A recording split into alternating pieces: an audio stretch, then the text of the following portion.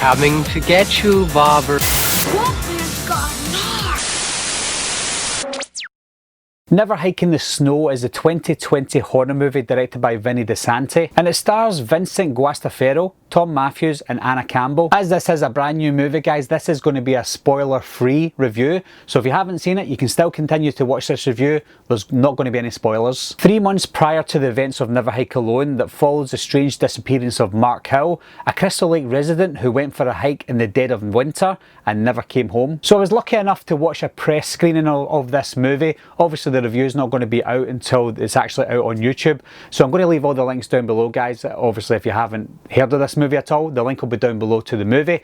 But when I first seen the trailer for this film, in fact a lot of people were complaining about the trailer because maybe it showed too much, but I can confirm just now without giving anything away, the trailer didn't give away anything at all. Nothing at all. After I watched this film, I decided I'm not going to review it as a fan film, I'm going to review it as an actual movie, like a Hollywood movie, because that's what it felt like.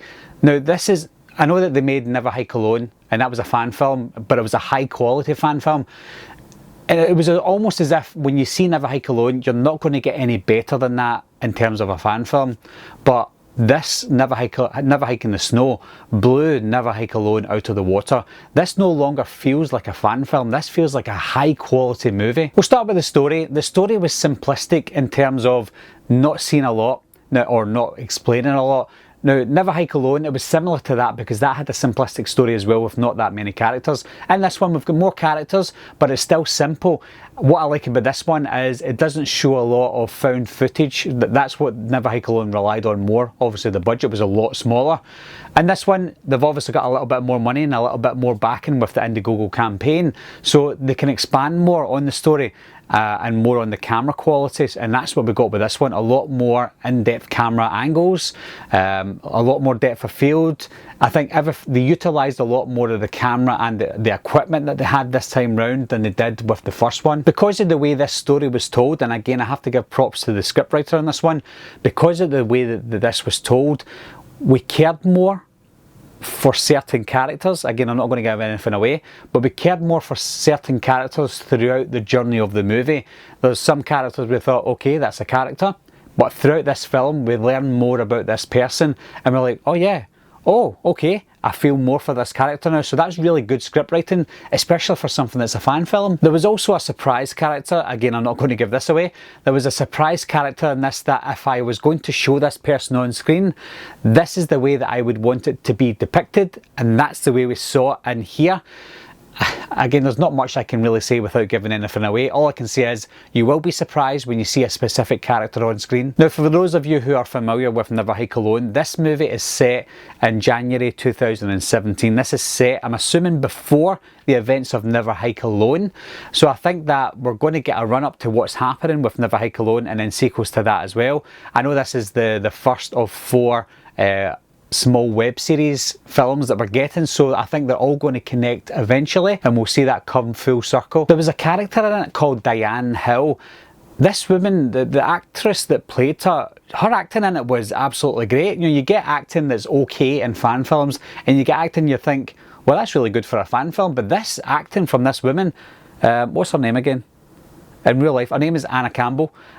She's one of the main stars. She was great. You know, she had acting of a Hollywood movie style, a Hollywood movie, sorry.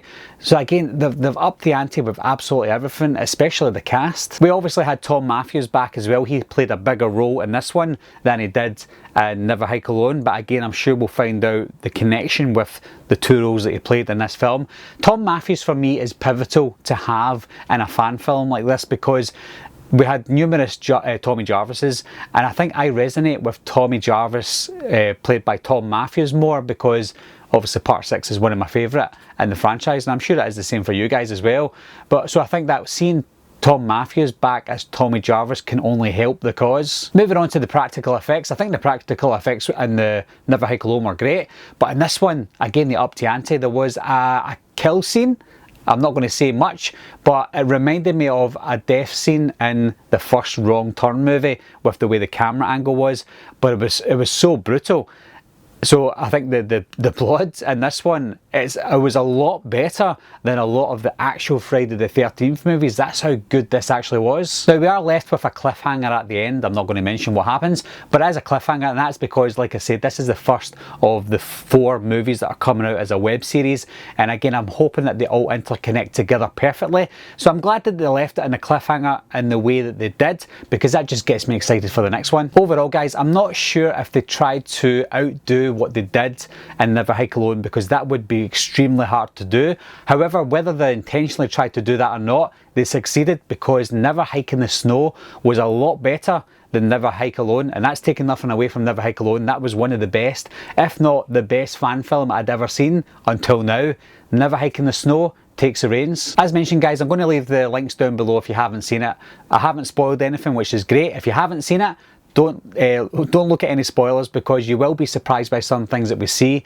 But I'll leave a link down below if you haven't clicked it already. Click the link, watch the movie, and then leave your comments down below and let me know what you thought. Just a quick thank you to Vinny DiSanti, who plays Jason in the film, for sending me an early press screening to do this. I really appreciate it. I'm glad that I'm getting this out there for everyone, and I hope everyone enjoys it. Oh, shit. As always guys, thanks a lot for watching. Thanks for subscribing. I'll see you soon. Bye bye.